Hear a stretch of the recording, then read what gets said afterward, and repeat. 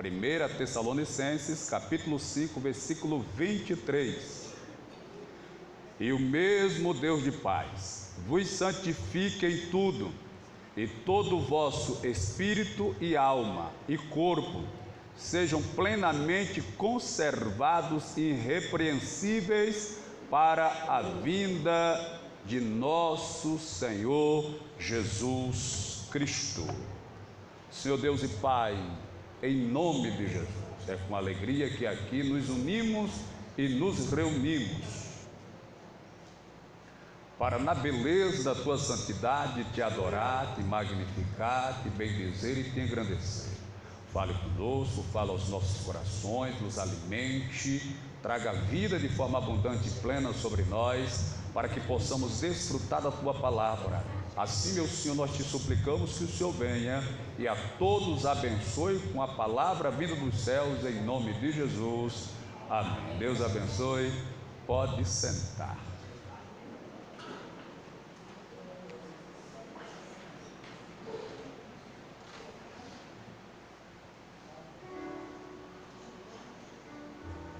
Foco e determinação.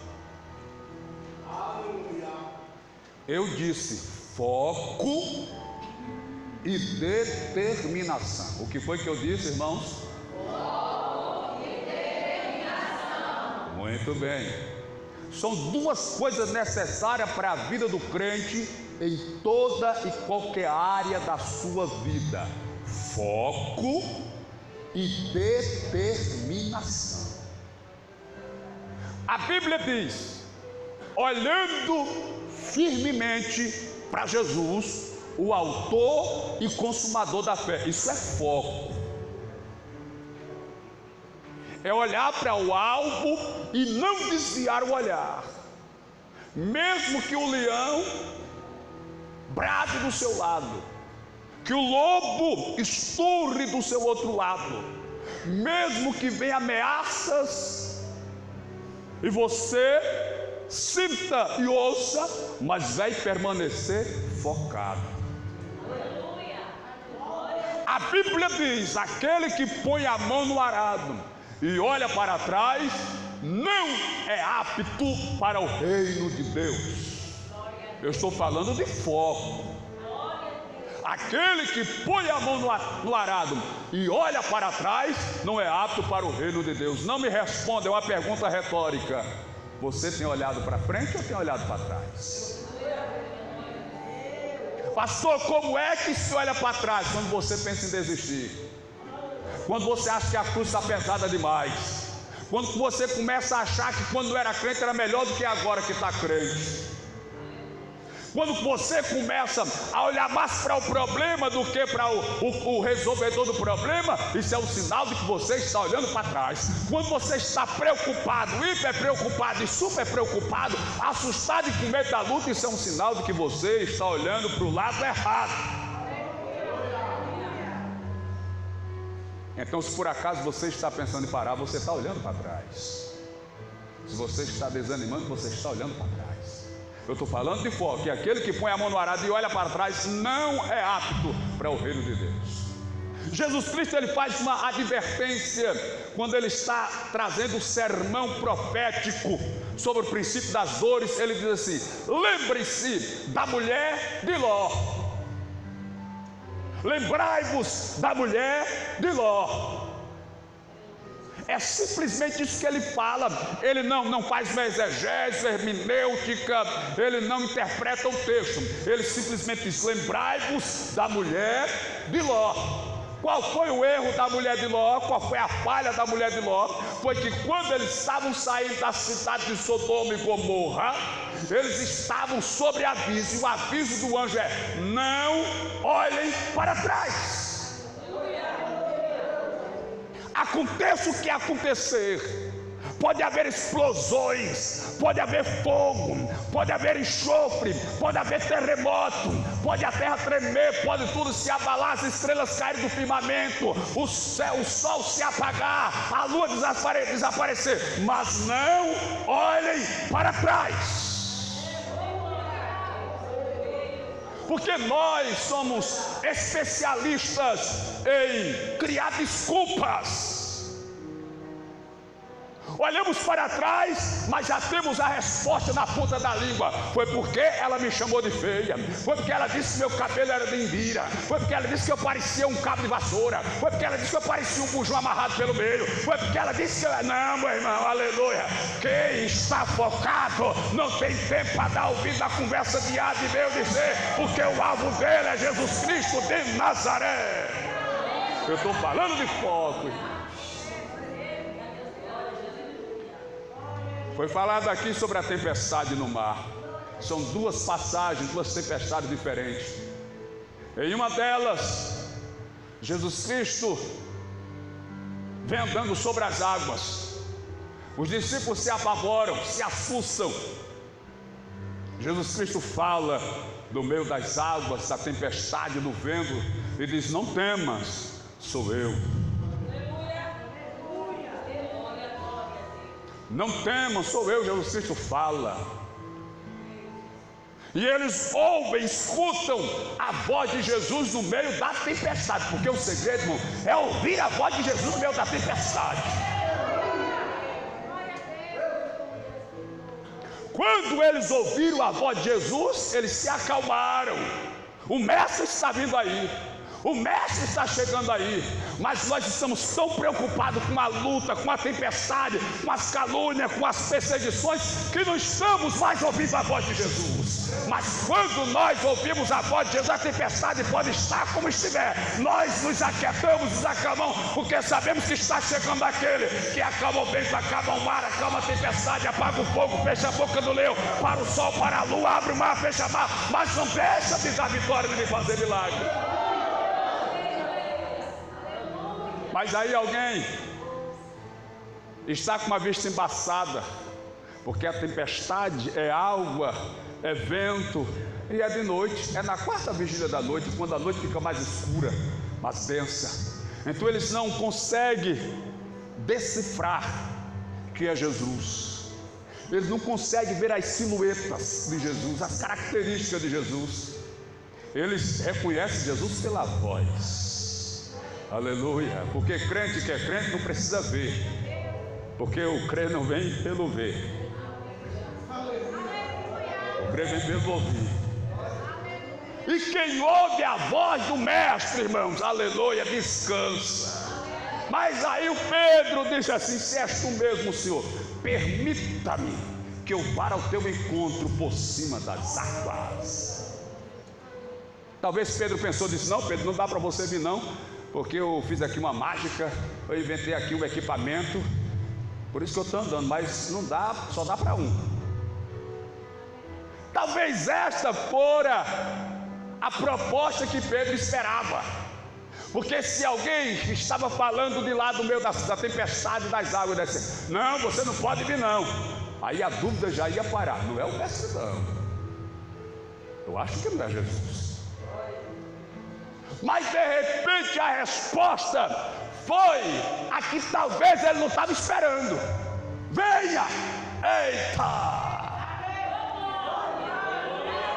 Agora, se fosse eu e se fosse você, sabe o que era que a gente ia fazer? Vou nada, aqui está tão bom, estou seguro aqui no barco, aqui está tão bonzinho, vou nada.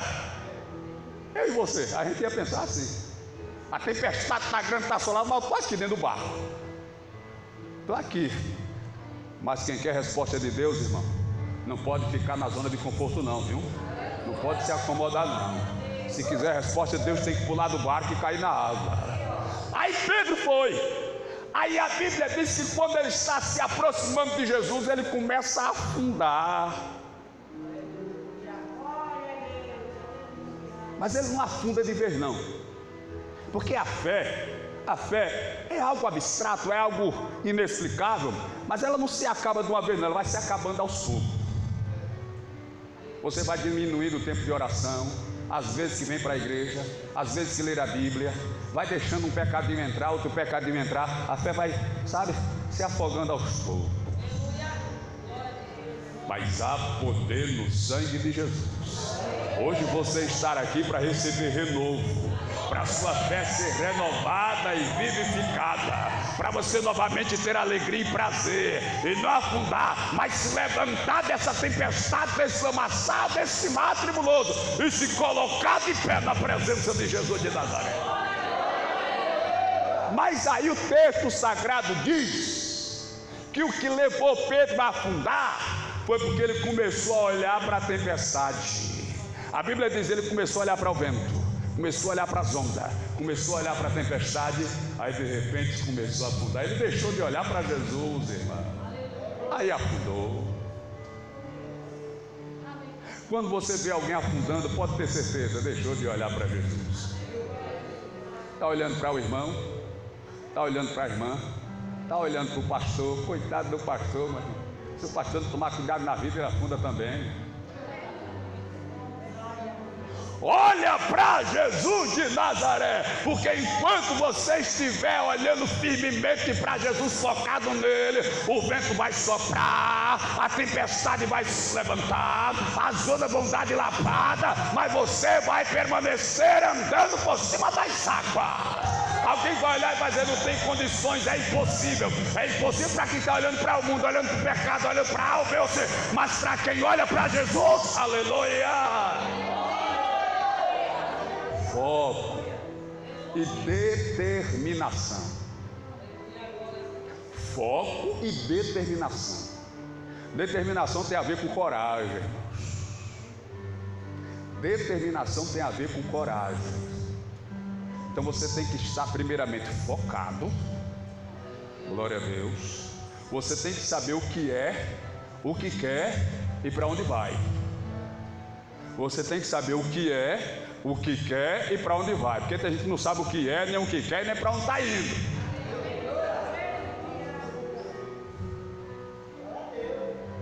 Eu sei que sou crente, quero ser salvo e estou indo para o céu. Nada mais me interessa, irmãos. Se nada eu tiver a alcançar ou ganhar aqui na terra, mas receber a coroa e estar no céu, tá bom demais. Porque aqui tudo passa, meu irmão. Aqui é passageiro. Glória a Jesus. Determinação. O determinado, ele é corajoso. Ó, capítulo 20 de Êxodo não, Deuteronômio, fala sobre a lei que Deus determina para a guerra, quando o seu povo vai entrar numa cidade, num país para conquistar. Deus traz umas leis, mas lá no versículo, acho que 5, 6 por ali, existe uns, como é que eu posso dizer, umas regras para os soldados. Por exemplo, se um soldado tivesse construído uma casa e ainda não tinha inaugurado a casa, ele não podia ir para a guerra, ele estava livre de ir para a guerra, porque o texto diz: pode ser que ele vá para a guerra, morra e alguém venha e more na casa nova que ele construiu, ele não desfrutou. Então ele tinha um ano para ficar em casa, desfrutando da casa nova que construiu. Se por acaso ele tivesse plantado uma vinha e ainda não tivesse colhido nenhuma safra dela, ele estava livre de ir para a guerra, para que ele não morresse na guerra e outro viesse e desfrutasse do trabalho que ele plantou, da vinha que ele plantou. Também se ele tivesse desposado ou noivo, ou tivesse casado há poucos dias, ele também estava livre, ele não era obrigado a ir para a guerra, porque ele dizia: pode ser que ele morra e outro venha e case com a sua noiva, com a sua esposa, a viúva. Então ele vai ter um ano para ficar em casa e desfrutar. E a última regra, eram 4: construir uma casa, plantar uma vinha, ou tivesse casado de noivo. E a 4ª exigência, que deixava a pessoa isenta de ser convocada para a guerra, é se ele fosse covarde.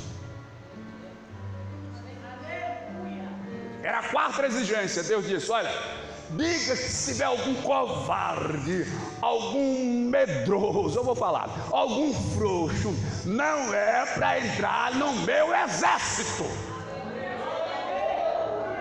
E ele dá a explicação.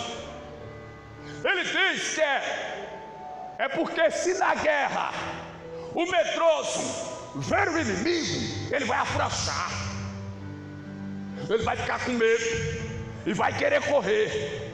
E quando ele quer correr, ele quer levar mais alguém para fugir, para correr. Isso não pode ser covarde, tem que ser valente.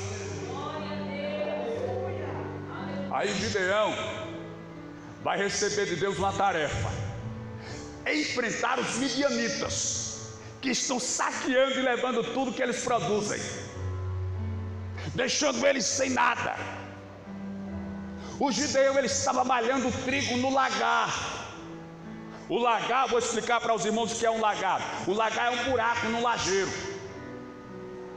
com uma cavidade parecendo um funil, onde se coloca a uva e pisa para fazer vinho. O Gideão estava malhando trigo no lagar, que era para se esconder do inimigo, que era para o inimigo não ver ele malhando o trigo. Ele ficava escondido lá no buraco da rocha, lá no buraco da pedra. Ele se escondia lá na rocha, ele se escondia na pedra. Ele decidiu que ia malhar o trigo escondido na rocha, escondido na pedra. Ah, tu tá ruim de Bíblia, crente. Tu nunca leste que Jesus é a pedra, é a rocha. Quer malhar o trigo escondido, se esconde em Jesus de Nazaré. E isso de Gideão não é sinal de medo, não, irmão. Não é sinal de medo, não. Glória a Deus, porque ninguém queria nem plantar, quanto mais malhar, porque sabia que se plantasse, colhesse, malhasse, o inimigo vinha e já levava de punhadozinho. Aleluia. Gideão sabia que estava correndo perigo, mas eu vou malhar o trigo, eu vou me esconder na rocha e vou malhar o trigo. Eu vou me esconder no lajeiro e vou malhar o trigo. É por isso que quando o Eterno chega através do anjo e diz assim: o Senhor é contigo, varão valente, varão corajoso, varão intrépido, varão que não tem medo, não é? O Senhor é contigo, varão valente. Gideão não estava com mais um, nem mais dois, nem mais cinco, ele estava sozinho. Eu penso até que ele chamou muita gente para ir, mas alguém disse: não vou. De que adianta plantar, malhar e os outros levarem? Mas Gideão disse: eu vou plantar, vou colher e vou malhar, escondido na rocha. Não tenha medo de plantar, irmãos. A semente é boa, está na direção, então planta. Aí quando Deus faz a proposta para Gideão, ele junta o soldado, forma um exército de 32 mil homens. Aí ele chega para Deus, e eu imagino o discurso que Gideão preparou para Deus. Porque Gideão estava pensando assim: bom, quando eu chegar lá e disser para Deus que só consegui convencer 32 mil soldados, Deus vai dizer para mim: você é muito mole, Gideão. Você só conseguiu 32 mil? Só, Gideão. Porque o exército inimigo, se eu não me engano, não vou falar com certeza, mas se eu não me engano, eram 127 mil.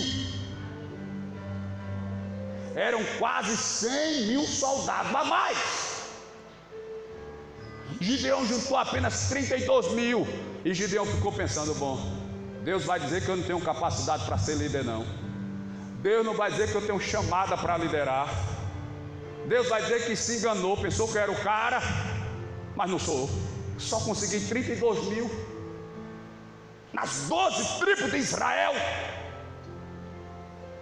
Aí quando ele chega lá, aí diz: ó Deus, ele já estava com a desculpa preparada. Eu só consegui 32 mil porque, quando ele disse por quê, eu disse: pode parar. Antes de você falar qualquer coisa, vá no meio desse povo e diga para eles que os medrosos e os covardes podem ir embora. Diga para eles, Gideão, que os medrosos Aí Gideão pensou: pô, quem não veio era porque era frouxo, medroso. Com certeza aqui só está os valentes. Eu tenho certeza que não vai se embora ninguém. Cuidado, você pode estar enganado. Eu não confio no homem não, e nem na mulher. Eu não sei dizer se é mais perigoso.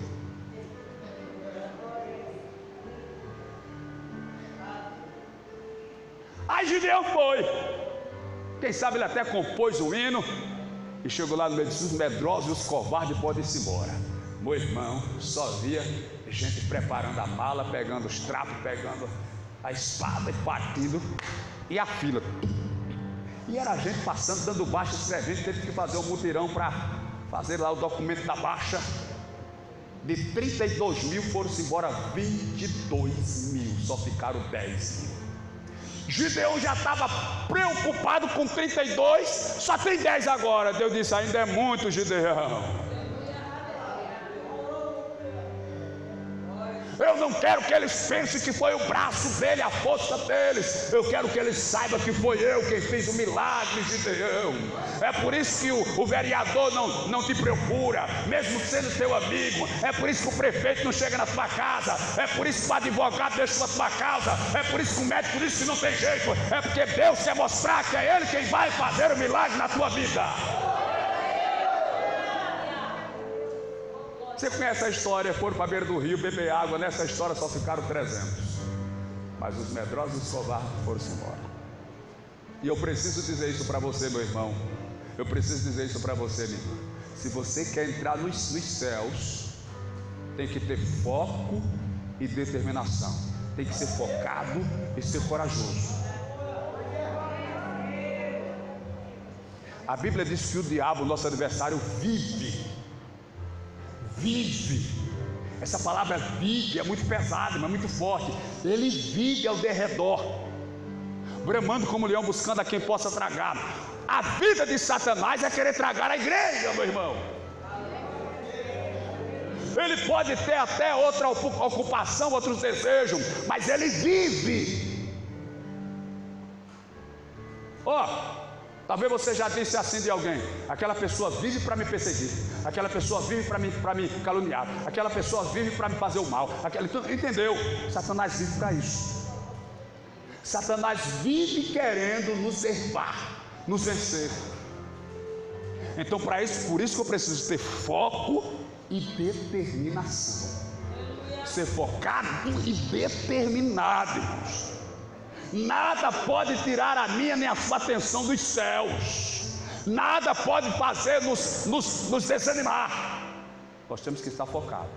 Se você quer ir para o céu, meu irmão, não olhe para os problemas, não olhe para as dificuldades, não olhe para as fofocas, não olhe para as calúnias, não olhe para nada. Olhe só para Jesus. Venha comigo aqui no texto. Versículo 12. Rogamos-vos, pois, irmãos,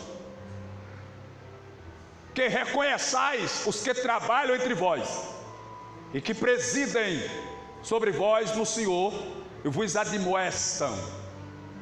O apóstolo Paulo, que é o maior teólogo da igreja, o maior ensinador da igreja, dos 26 livros que existem no Novo Testamento, atribui-se a Paulo 13, isso é a metade. E principalmente as cartas, que são a luz, humanamente falando, dada às igrejas. Os ensinos, a base eclesiástica estão nos ensinos de Paulo. Aí ele diz: rogo-vos, irmãos, que reconheçais os que trabalham entre vós. Que reconheçam os pastores que trabalham entre vós, que dedicam a vida à igreja, à obra de Deus. Que alguém acha que vida de pastor é boa vida, e não é, meu irmão. Eu até novo convertido eu pensava, eu só vim descobrir depois que eu passei a ser. Glória a Deus. Às vezes você deixa de resolver o seu problema para resolver o problema dos outros, de se preocupar com os seus problemas para preocupar com os problemas dos outros, de se preocupar com a sua família para preocupar com a família do outro. Isso é o mínimo. Então ele diga: reconheça as autoridades, os líderes que são levantados entre vós. Versículo 13. E que os tenhais em grande estima e amor. É para estimar e amar, não é para rejeitar e odiar o seu pastor não, viu? Glória a Deus. Eita, Jesus agora. Mas venha para cá, quer dizer, fique lá. E que os tenhais em grande estima e amor por causa da sua obra. A obra que ele faz. Tendes paz entre vós. Isso aqui ele já bota um ponto final e manda a igreja ter paz uns com os outros. Rogamos-vos também, irmãos, que admoesteis os exordeiros. Eu dou graças a Deus, irmão, porque as igrejas que eu tenho pastoreado, elas sem problema, não são igrejas perfeitas, porque não existe igreja perfeita, e eu lhe explico por quê. Porque a igreja é formada por seres humanos, e não existe ser humano perfeito, entendeu? Não existe. Então, ele diz: rogamos-vos também, irmãos, que admoesteis os exordeiros. Ou seja, naquela época, na época de Paulo, já tinha os exordeiros. Aquele que diz assim: o pastor não manda na minha vida não, ele manda na vida dele. Tem até aquele que diz assim: o pastor não é meu pai não. E eu sou pai do bicho feio desse aí, meu irmão. Aleluia. Depois de crente, meu irmão, só conheci uma mulher até hoje. Espero que seja até o fim da vida. Não tem nenhum filho à toa por aí não, viu? Pode fazer exame de DNA, PNA, HRNA e o que lhe mexe tiver por aí que não vai dar não, viu? Mas tem, meu irmão, tem, assim. Rogamos também, irmãos, que admoesteis o desordeiro. Então nós devemos admoestá-lo. Admoestar é aconselhar, orientar. Entendeu? Consoleis os de pouco ânimo. Se você vê alguém meio desanimado, vá lá e console ele. Não critique, console. Se você vê alguém faltando na igreja, faltando os cultos, meio por fora, meio caído, meio capenga, meio xoxo, meio murcho, não critique ele, vá até ele, vá consolá-lo. O que é que está acontecendo, meu irmão? Está precisando de alguma coisa? Senti sua falta no culto, pai. Que é isso? Você é dos nossos, pai. Pule fora do barco não, aleluia. Glória a Deus. É para consolar, para consolar. Como pastor, às vezes a gente vai na casa de alguém, vai visitar e sabe quando a pessoa não veio para o culto porque não quis. A gente imagina, a gente deduz, mas a gente não tem 100% de certeza.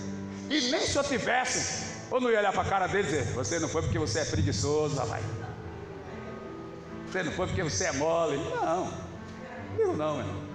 Diga, bom irmão, não se preocupe não. Na próxima estamos lá, agora na próxima não falte não. Aí se ele não vier, aí eu vou lá de novo. Irmão, o senhor faltou, meu irmão, não se preocupe não. Eu sei que tem a correria, o dia a dia, as lutas, as provas, mas na próxima eu quero ver o senhor lá, meu irmão. Até o dia que ele salva, eu tenho que ir, senão o pastor não larga meu pé. Mas não vou lá não, irmão. Isso é coisa de quem falta talvez sabedoria. A gente vê, né? Uma vez eu vi um pastor, era um amigo meu. O pastor era meu pai na fé e o irmão era um amigo meu, e ele sentiu a falta dele por alguns dias no culto. Aí no dia de domingo, depois de uma escola bíblica, o pastor olhou assim para ele: estou sentindo sua falta no culto, não, velho? Aí disse: não, pastor, foi porque não deu para mim vir não esses dias, eu estava passando na dificuldade. Pastor, conversa, rapaz. Quando o camarada quer ir para um piquenique, quer ir para uma praia, quer ir para o shopping, dá um jeito e vai. Você não vê porque não quis. Quem está teu, fica com vergonha, não é? Eita, meu Deus do céu. Aleluia. Porque se você estiver faltando com a verdade, você vai dar conta com Deus. Entendeu? Não precisa. Mas vamos lá que está ficando meio constrangido esse negócio. Versículo 15. Não é no 15 ainda não, já estou no 14. Rogamos, irmãos, que admoesteis os desordeiros, consolei os desanimados, sustenteis os fracos. Sustenteis os fracos. Se tem alguém fraco, você vai lá sustentá-lo, apoiá-lo.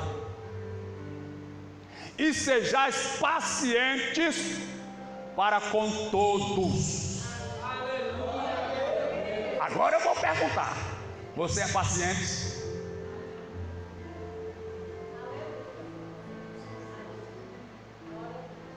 Você já viu aquele vídeo? Eu lembrei agora. Eu não vou falar a palavra que o pastor falou, não. O pastor está dando um aviso que vai precisar mudar de cidade, está sendo transferido, mas está sem condições de se mudar, e tem um galo cantando. Você já viu esse vídeo? Misericórdia. Você ouviu, irmão José Carlos, esse vídeo? Viu não, né? Meu irmão, não... Então não veja, quer dizer, veja, né? Que rir é bom. Não vou falar não. Mas você é ou não é paciente? É uma das características principais de quem quer ser abençoado. É paciência. Você já leu o Salmo 40? Se não leu, leia. Antes de você ler, eu vou dizer para você o que está escrito lá. Está escrito assim: ó, esperei com paciência no Senhor. Aprenda a ser paciente, meu irmão. O apressado come cru e quente se queimando. Então tenha paciência. E aqui está dizendo que é para você ter paciência com os outros. Ué, isso aqui pesou, não foi não? Cadê? Onde é que eu estou? A última parte do 14.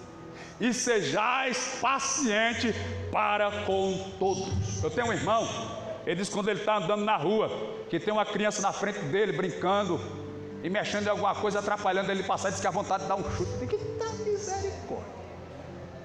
Impaciência da beleza. Você é assim também, meu irmão? Sangue de Jesus tem poder. Você está pensando ser crente hoje, eu não estou aqui, vou orar para você ser crente, se converter. Vai da frente, menino. Você está cego? Eu já fiquei estressado há algum tempo, mas hoje eu fico achando graça, né? Porque eu sei que a criança é inocente, ela está na minha frente brincando, correndo para o lado, tu nem percebe que você está vindo atrás. A ver, eu estou até meio apressado. Diga aí, tá bichinho da criança. Aleluia. Seja paciente. Eu esqueci a referência, se eu não me engano é Romano, que diz que a tribulação gera experiência, a experiência gera paciência, a experiência gera fé, meu irmão. Se você não aprender a ter paciência, não vai ter fé. Vamos lá. 15. Vede que a ninguém dê outrem mal por mal. Vede que ninguém dê a outrem é pessoas ou outros, mal por mal. Romanos 12 diz que a ninguém paguei mal por mal. Porque aí você tem uma desculpa, irmãos, boa demais. Ela me perseguiu, eu vou perseguir ela. Me falou mal de mim, eu vou falar mal dela. A ninguém paguei mal por mal. Jesus Cristo disse: se alguém lhe amaldiçoar, abençoe. Eita. Ô pastor, não gostei muito dessa proposta. Quer dizer que eu vou ficar com a maldição e dar a bênção para ela? Não, porque a maldição dele vai ser transformada em bênção na sua vida. Você já viu a história daquela fazendeira que chegou um casal de crente para morar na fazenda dela? E quando a esposa do fazendeiro soube que o casal era crente, mandou o vaqueiro lá no cercado, catou uma tuia, já sabe o que é, né? Pois só eu que sou da fazenda, você não sabe não o que é uma tuia. Da vaca, colocou numa caixa, embrulhou direitinho e mandou entregar a irmãzinha. A caixa bonita, um laço bonito. Quando a irmãzinha abriu, irmão, o presente era um beiju de vaca. A irmã olhou assim, ficou um pouco desapontada, um pouco triste, mas ela tem um jardim na porta de casa, colocou aquele estrume lá, estrumou as plantas, daqui uns dias as plantas cresceram, aquelas flores bonitas, cheirosas. Ela cortou um ramalhete de flores, botou um laço bonito, chamou o vaqueiro e disse: vai entregar isso à minha patroa, e colocou um bilhetinho dentro. Quando o vaqueiro chegou lá com o ramalhete de flores que entregou para a fazendeira perguntou quem foi. Pensou até que era um admirador secreto. Aí ela disse, foi aquela novata que chegou aí. Ela regalou os olhos, aí tinha um bilhetinho dentro do ramalhete de flores. Ela tirou e abriu, aí estava escrito assim: cada um só dá o que tem. Então o que é maldição? É porque só tem maldição para dar, irmão. Mas quem tem bênção, dá bênção. Aleluia! Então a pergunta que não quer calar: o que é que você tem para oferecer para os outros? Bênção ou maldição? Paz ou guerra? Amor ou ódio? A gente só dá o que tem. A Bíblia diz que a boca só fala do que o coração está cheio. Vede que a ninguém dê a outrem mal por mal, mas segui sempre o bem, tanto uns para com os outros, como para com todos, tanto para aquele que faz o bem para você, como para quem não faz. Você, crente, tem obrigação de fazer o bem até aquele que lhe faz o mal. E Jesus Cristo disse: para que você seja filho de vosso Pai que está nos céus. Versículo 16: regozijai-vos sempre. A palavra regozijar quer dizer alegrar-se, ter alegria, ter prazer. Regozije-se sempre. Regozije-se sempre. Sempre. Não deixe que a tristeza, a angústia, sentimentos contrários tome conta de você. Regozije-se sempre. Seja sempre uma pessoa alegre, uma pessoa feliz, uma pessoa de alto astral, uma pessoa para cima, uma pessoa que causa, aleluia, felicidade onde chega. Regozije-se sempre.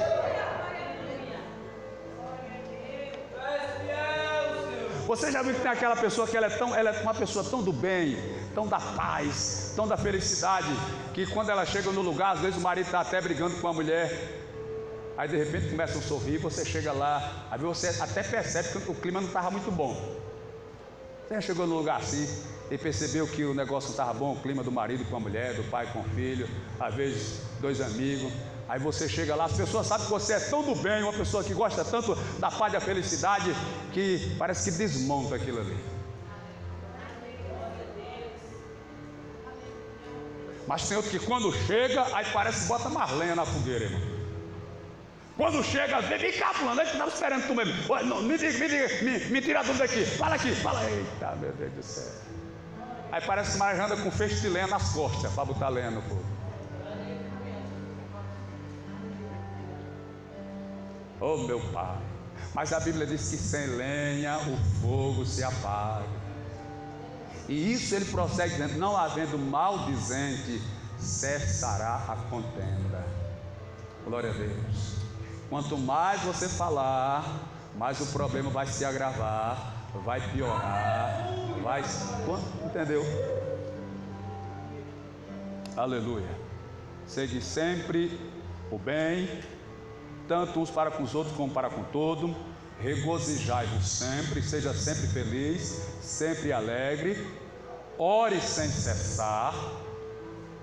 Orai sem cessar.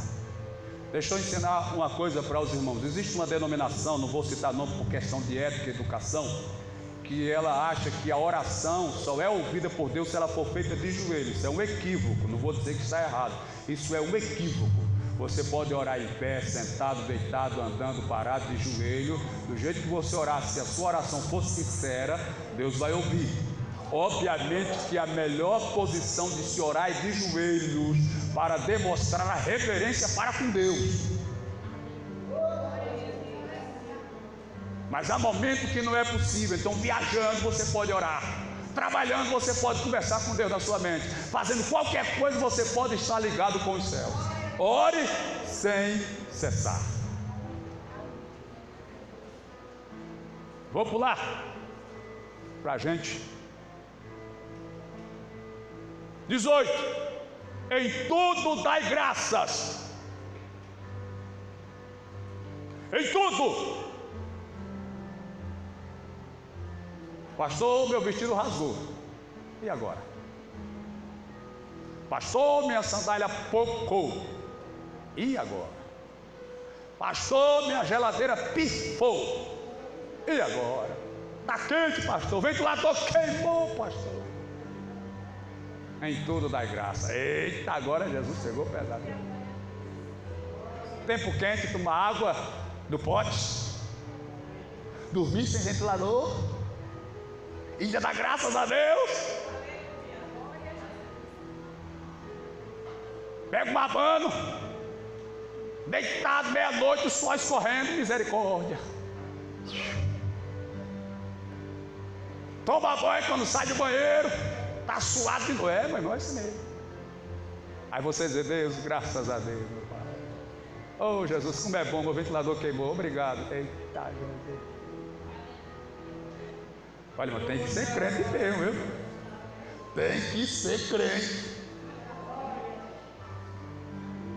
Mas deixa eu falar algo para os irmãos. Eu penso que será 1000 vezes, não, 1000 vezes é pouco, 1 milhão de vezes mais fácil Deus resolver esse teu problema, se tudo é graça, do que se tu murmurar. Então, mesmo achando ruim, dê graça, porque Deus vai olhar do céu e vai dizer, vai lá, anjo, e dar vitória. Porque se você começar a reclamar, aí dizer assim, peraí, só 2027 agora. Entendeu? Então dê graça, meu irmão. Mesmo achando ruim, mesmo complicado, mesmo estressado, mesmo na luta, dê graça. Deixa eu lhe ensinar ainda mais. Não dê graça pelo que aconteceu do rio. Obrigado, Deus, pela a geladeira que pifou, o ventilador que quebrou. Deus, eu te dou graças por tudo. Tá bom, não precisa dizer que foi pela geladeira, não. Aí Deus vai entender. Glória a Jesus. Em tudo dai graça, porque esta é a vontade de Deus em Cristo Jesus para convosco. Essa é a vontade de Deus. Versículo 19: não extingais o Espírito. Aqui está falando do Espírito de Deus, com E maiúsculo. A palavra extingar quer dizer apagar. Depois você vai lá no Google, no dicionário, e confira que a palavra extingar quer dizer apagar, tirar de cena. Não extingais o Espírito Santo, não apague o Espírito Santo. Estamos chegando em uma época tão moderna que as pessoas estão com vergonha de ser usadas pelo Espírito Santo. Estão se acanhando de ser usadas pelo Espírito Santo. E por essa razão estão extinguindo, abafando, afastando e apagando o Espírito Santo. Mas nessa noite eu tenho certeza que neste lugar Ele tem plena e total liberdade para ungir, para levantar, para te usar, para te capacitar e te encher, porque eu sei que você vai dar lugar para ser cheio do Espírito Santo. Por isso Paulo diz, não vos embriagueis com vinho em que a contenda, mas enchei-vos do Espírito Santo. Não extingais o Espírito, não desprezeis as profecias. Deixa eu lhe dizer como é que eu faço quando alguém me fala uma profecia. Como dizia meu pai, nem cavo, nem tiro terra, nem ajudo e nem atrapalho, porque se for Deus que falou, vai acontecer. Então eu sossego, fique sossegado. Não desprezei as profecias. Seja uma pessoa equilibrada, porque Deus ainda fala. Vou seguir. Faltam mais 3 versículos para concluir. Examinai tudo. É direito seu examinar. E retende o bem. Eu estou falando aqui. Se eu falar alguma heresia, alguma bobagem, você descarta. Retém aquilo que você vê que de fato está de acordo com a palavra. Examine tudo e retenha, guarde o bem. Versículo 22. Abstende-vos de toda aparência do mal. Se afaste de toda aparência do mal. E o versículo 23, e a gente conclui: e o mesmo Deus de paz vos santifica em tudo, em todo o vosso espírito, alma e corpo. Sejam plenamente conservados, irrepreensíveis, para a vinda do Senhor Jesus Cristo. Aqui você entende o conceito de trindade, porque tem denominações cristãos da nossa era e de tempos passados que não consegue absorver um Deus trino, a trindade de Deus, Deus Pai, Filho e Espírito Santo, como sendo o único Deus. Eles não conseguem entender. Na verdade é simples. Pai, Filho e Espírito Santo são 3 pessoas distintas, mas eles são tão iguais em poder, em amor, em graça, em bondade, em onisciência, onipresença, onipotência, que os 3 se tornam um. Eles são equivalentes em todo o seu poder. Eles conseguem estar, como é que eu posso dizer, separado entre aspas, e se mantém. A gente não. Nós somos espírito, alma e corpo que vive em um só. É a mesma coisa que você pode entender de Deus. Nós também somos trino: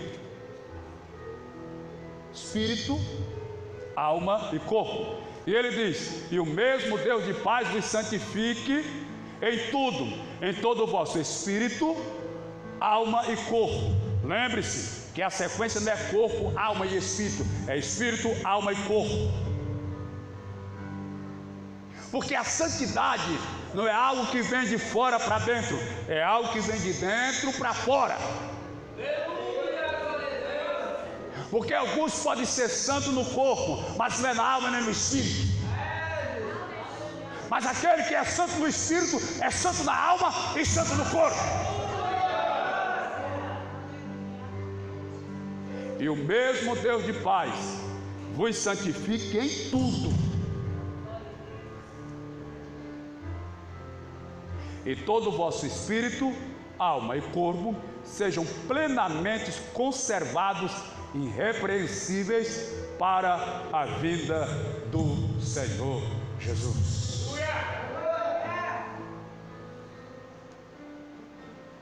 Saiba conservar o seu ser para Deus.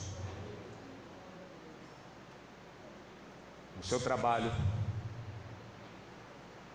a sua escola, a sua rua, no seu casamento. Eu estava em um casamento, assim que terminou o casamento, a noiva me procurou e disse: pastor, é pecado se divorciar? Eu digo: agora deu. Foi mesmo, irmão. Eu ainda estava na mesa comendo lanche, chega a perder o apetite. Eu digo: não é possível. O pastor terminou de declarar marido e mulher. Até perguntar se pode ser. Olha, pastor, não é porque eu estou querendo não, só quero entender. Digo: misericórdia. Pastor, vocês vão entender. E se o marido quiser, é obrigado? Eu digo: é. Misericórdia, ela disse. Eu digo: não, é a Bíblia, irmão. A Bíblia diz que é obrigado o marido a atender a mulher, e a mulher não é só a mulher que é obrigado para homem, no homem também é obrigado. Está na Bíblia, capítulo 7 de 1 Coríntios. Eu digo: pronto, essa acabou de casar, já está. Misericórdia. Mas, irmão, hoje está tão bom, irmão, de cuidar de uma casa, irmão, ser dona de casa. Hoje tem máquina para lavar prato, a gente não tem não. Até a maquinazinha que o pai da pastora comprou, apertou lá, ela teve que vender, está lavando na mão mesmo. Meu irmão, antigamente a minha mãe dizia, vamos para o rio bater roupa. Alguém aqui ia para o rio bater roupa? Eita, na pedra, irmão. A pedra quem se via. Hoje está tão bom, tem máquina de lavar. Ferro elétrico, meu irmão, eu lembro, meu irmão, era um ferro, pesava em 5 quilos, a mulher ficava musculosa quando ia passar pano, pegava aquele ferro, abria a boca do bicho, colocava brasa, estava um pino na frente assim. E tinha gente que alisava o cabelo com aquilo, as mulheres, meu irmão. Estava assim em cima da mesa, a outra vinha, quando errava o ponto, engilhava o cabelo e queimava.